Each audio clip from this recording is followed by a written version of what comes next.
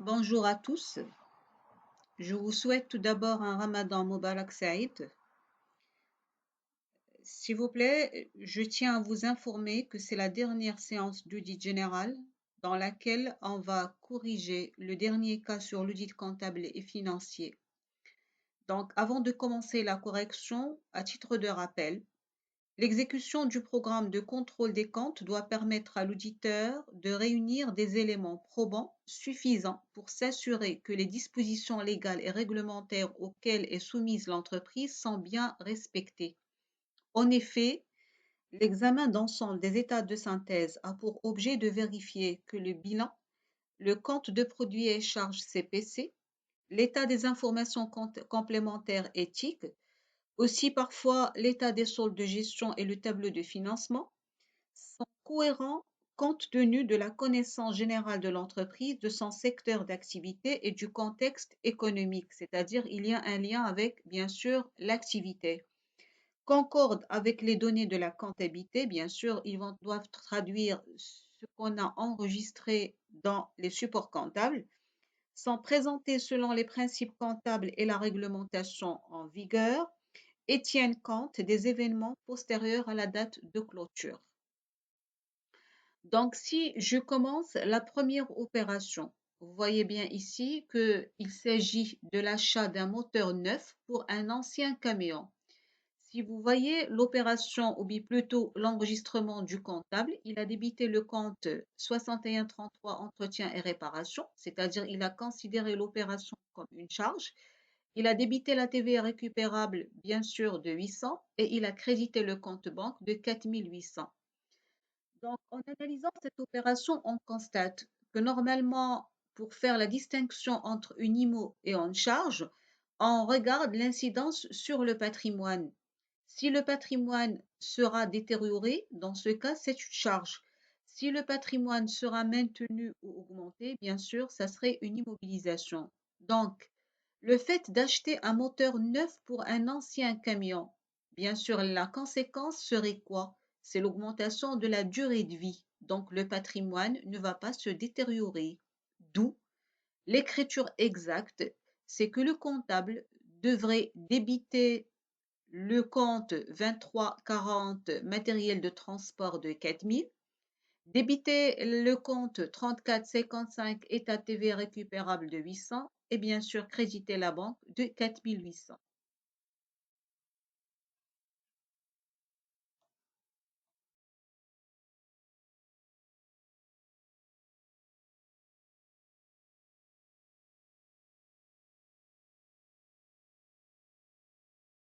La deuxième opération, il s'agit de l'achat de petits outillages, marteaux, tournevis, pinces.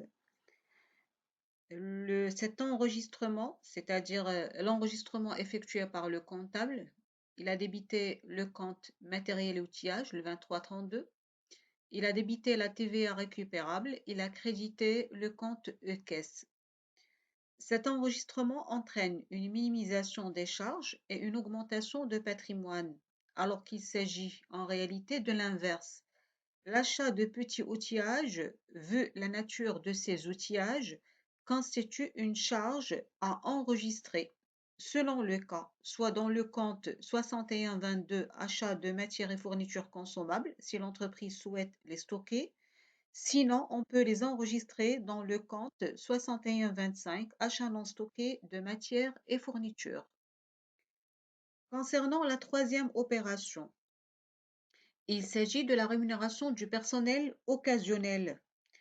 En principe, la rémunération du personnel occasionnel est une charge, c'est-à-dire ici, le comptable, il les a enregistrés dans le compte 61-71 rémunération du personnel. C'est aussi une charge, mais ce n'est pas le compte adéquat. Car si ce personnel n'est pas lié à la société par un contrat de travail, nous avons donc un compte spécifique à cette opération, c'est le compte 6135, rémunération du personnel extérieur à l'entreprise. Autrement dit, le compte 6171, rémunération du personnel, doit être réservé aux rémunérations du personnel de l'entreprise, c'est-à-dire le personnel lié à l'entreprise par un contrat de travail.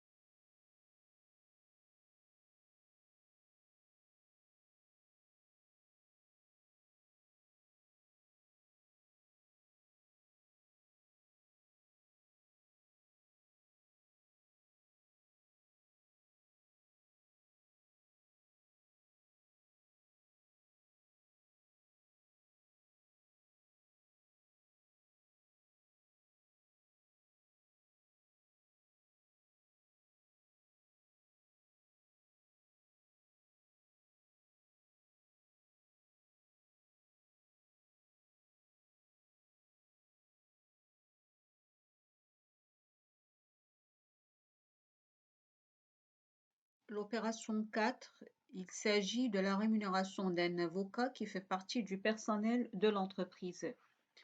Dans ce cas, le fait que l'avocat est un salarié de l'entreprise, sa rémunération doit être enregistrée dans le compte approprié, c'est-à-dire le compte 6171 rémunération du personnel au lieu du compte utilisé par le comptable 6136 rémunération d'intermédiaire et honoraires. Parce que l'avocat, normalement, il est lié à l'entreprise par un contrat de travail. C'est un salarié. Pour la cinquième opération, il s'agit des frais de transport relatifs à l'achat d'une machine. Le comptable a débité le 6142 transport de 1500. Il a débité également 34,55 état TVA récupérable de 210 et il a crédité bien sûr le compte banque du TTC, c'est-à-dire 1710. L'enregistrement du comptable, c'est-à-dire le fait d'utiliser le compte de charge 6142 transport est erroné car ce compte doit être réservé aux frais de transport liés au cycle d'exploitation, transport sur achat ou transport sur vente. Dans ce cas, il s'agit des frais de transport relatifs à l'acquisition d'une machine. Donc, ces frais doivent être inclus dans le coût de l'acquisition de l'immobilisation, c'est-à-dire dans notre cas, c'est le compte 2332, matériel et outillage, bien sûr, en hors taxe, qui constitue bien sûr sa valeur d'entrée. Et la TVA sur le transport sera intégrée, bien sûr, dans le compte TVA récupérable toujours.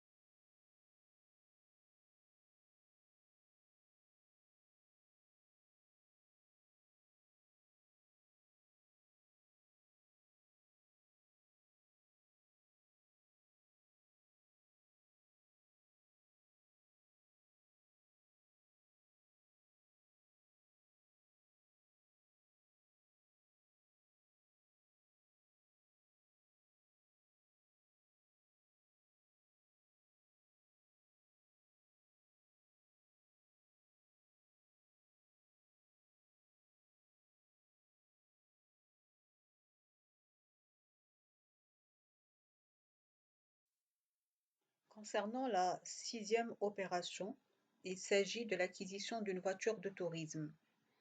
Le comptable a utilisé le compte correct, certes, mais il a débité aussi le compte état TVA récupérable. Or, comme vous le savez déjà, l'acquisition d'une voiture de service ne donne pas droit à déduction de la TVA.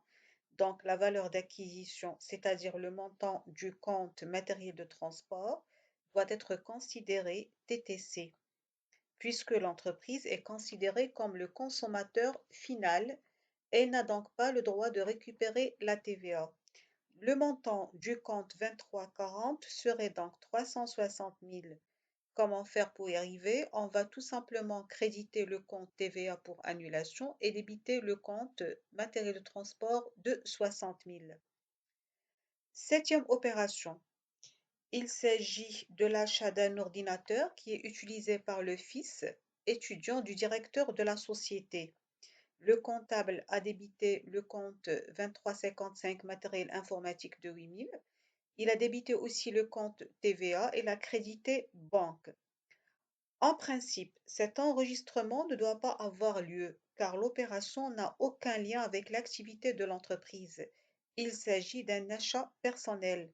Il faut donc annuler cette opération par contrepassation, bien sûr. La dernière opération, il s'agit de l'achat des clés USB et des stylos. Les clés USB et les stylos constituent des charges et non pas une immobilisation.